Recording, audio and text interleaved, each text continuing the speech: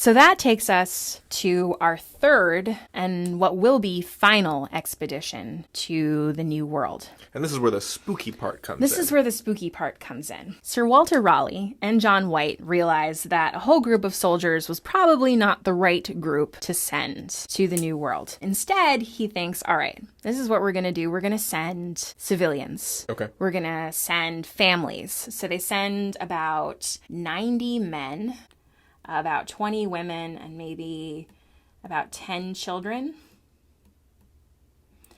And say, okay, you are going to start a colony and a settlement in the New World. So it's not just a trading post. Yo, but back up. Like, still on Roanoke Island next to the Native Americans that hate them? Is that where they're still putting the colony? Well, they were really hoping, since they've discovered that this is a terrible place to sail, that they can actually head up to the Chesapeake Bay and make that their place of operations. Why not just make landfall there? Well, they usually started by going from England all the way down to Bahamas, where they could refuel. So this was an area where they already had power. So instead of going to the unknown land first, they would go down to the West Indies, meet up, get fresh water, get fresh water and supplies, and then come up to Virginia, aka North Carolina. Unfortunately, as the weather worked out, they couldn't make it farther than Roanoke Island. Oh. So they are hanging out with what they hope are their friends, the Secatans, and right after they get there, one of the English colonists is murdered by probably a Secatan person. And it's because they say to their translators, we don't have enough food. You're going to steal more food, and we just can't have you here. I mean, it's obvious that they brought women and children. They're intending to stay, and the Native Americans have decided that the English are not to be trusted. So this is just like a whole series of tragic diplomacy by ultimatum movements, right? Yeah, it's really interesting because I think there are a couple of places here where things might have gone very differently. You can see the inflection points if both sides decided not to play hardball with each other so much. Yeah, I mean, there's so many places here where, ships get lost or they got grounded on the shoals outside North Carolina so they can't get more supplies, or later, storms will prevent reinforcements. Like weather and a silver cup are kind of the things that keep the Roanoke colony from succeeding. So right away after this new group of colonists arrives, one of them is murdered, and so they ask their governor, John White, to go back to England and get them more supplies. John White, the illustrator who made these images on the right. And he's now governor. Okay. He's the only one of the original Raleigh's 11 who's still part of this venture, so he's now moved up in the ranks.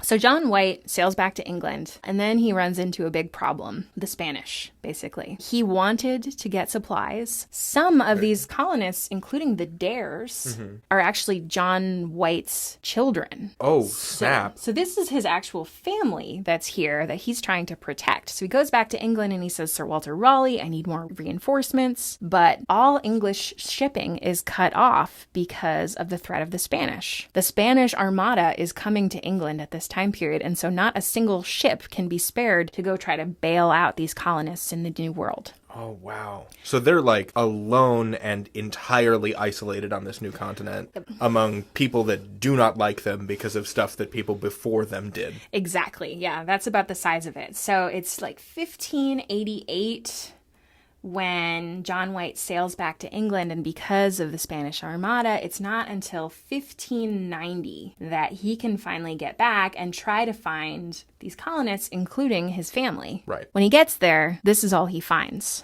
The word Croatoan carved into a tree. What do you mean, all he fought? What happened to their town? It was completely abandoned.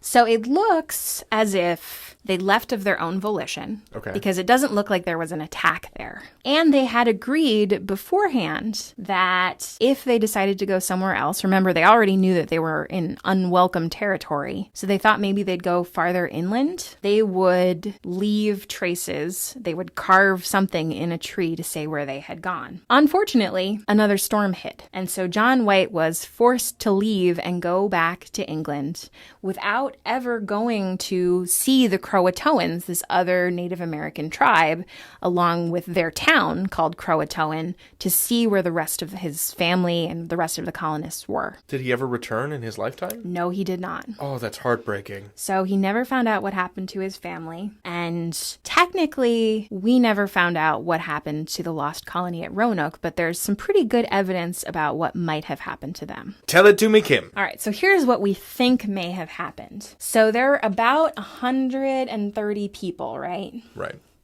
Assuming that none of them died from disease. That's a charitable assumption. Yeah. Not all of them could have gone to see and live with the Croatoans. Okay.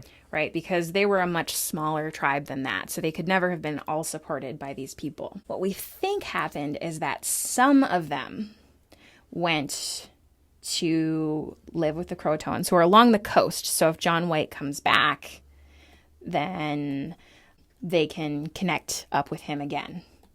So that's what we think happened to some of them. We also think that some of them went further inland to a more stable environment around what is maybe called Mary Hill. So about 50 miles inland from Roanoke Island. Okay. Today, Mary Hill, North Carolina. And we think some of them may have gone north. So here's the evidence about these various things. Yeah, how do we know that these colonists went there? So when John White was sailing to Roanoke, he saw big fires along the coast where the Croatoans lived. So we think the English may have been there trying to signal them, but he went straight to Roanoke and then because of his troubles with his ship had to go back to England. So there's strong evidence there. Also later, an Englishman heard a legend from the people who lived in that region that some of their ancestors had been white people and they had English coins. So I think it's probably safe to say that some of them did actually intermarry with Croatoans and lived there for most of the rest of their lives. The ones who went north we know about because John Smith, the captain of the Jamestown colony in 1607, met up with some Native Americans who told him that there had been white people living in the area who had lived peacefully among the Native Americans until just recently when they were massacred by the Powhatans. Powhatan was the father of Pocahontas, right? So there's some overlap here. So he was trying to get the lay of the land, how the local people felt about the English, and the intelligence that he got was, oh, everyone's cool with the English except for the people that you're living right next to. I think it was probably intended, to be maybe a warning. We think what might actually have happened was that the people from Roanoke had intermarried with another Native American tribe and had become kind of indistinguishable from them. And then the Powhatans, who were kind of a larger empire, actually attacked them. So they were killed off in a raid against other Native American groups. I see. And the last thing that we think that they probably went inland is from a recent archaeological dig, which has discovered what's called English border ware. Okay.